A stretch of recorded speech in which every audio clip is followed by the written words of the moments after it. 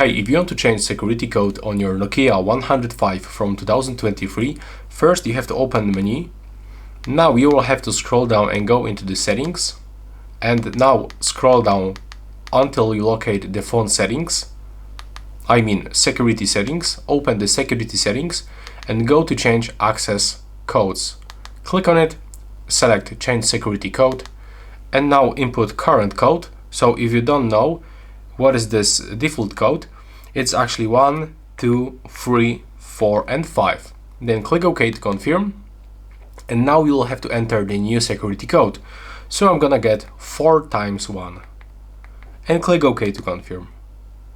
It looks like it's too short, so I'm gonna input 5 times 1. 1, 2, 3, 4 and 5. Click OK, and now verify with the same one. So as you can see, if you want to change the security code, you have to input at least 5 characters. Click OK, it's changed, and that's it. Right now, please subscribe to my channel. Bye bye.